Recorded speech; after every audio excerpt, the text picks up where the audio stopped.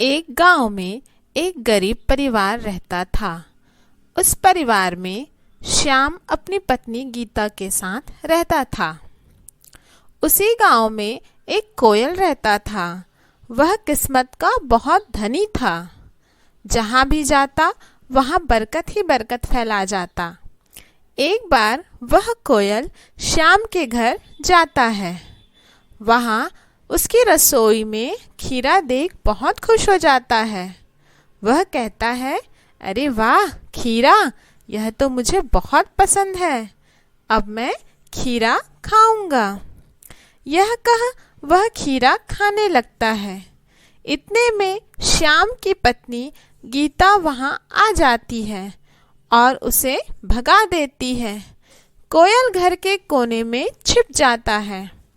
कोयल के आने से श्याम के घर में अचानक बरकत होने लगती है। उन्हें समझ नहीं आता कि कैसे हो रहा है। एक दिन जब दोनों खाना खा रहे होते हैं तो कोयल भी रसोई में खीरा खाता रहता है। इतने में गीता उसे देख परेशान होकर उसके लिए एक पिंजरा में खीरा रख देती है। अगले दिन जैसे ही कोयल उस खीरे को खाने के लिए पिंजरे में जाता है तो पिंजरा बंद हो जाता है और गीता उसे दूर जंगल में छोड़ देती है।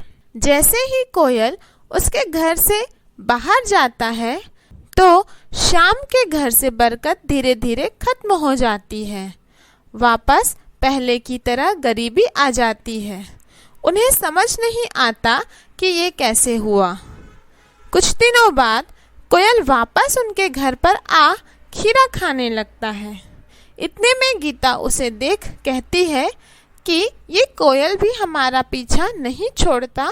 एक तो पहले ही हमारी स्थिति इतनी खराब है। यह कह वह उसे भगा देती है।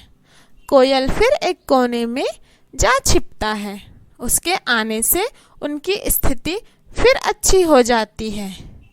फिर एक दिन कोयल रसोई में खीरा खाता रहता है तो गीता परेशान हो वापस पिंजरे में खीरा रख देती है। कोयल पिंजरे में फंस जाता है। इतना देख कोयल कहता है कि ये लोग मुझे बार बार क्यों परेशान करते हैं, शांति से खीरा भी खाने नहीं देते। इतने में श्याम आकर पिंजरे का दरवाजा खोल देता है। कोयल वहां से भाग जाता है। उसके जाते ही श्याम के घर गरीबी वापस आ जाती है। इतना देख श्याम कोयल के आने जाने की बात सोचता है। कोयल आता है तो बरकत आती है, जब वह जाता है तो बरकत जाती है।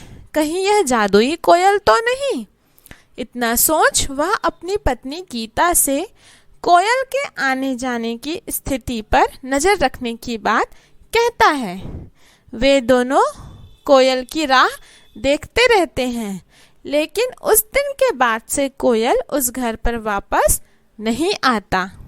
तो दोस्तों, हमें इस कहानी से यह सीख मिलती है कि किसी भी चीज का महत्व हमें तब पता चलता है जब वह हमसे दूर हो जाता है।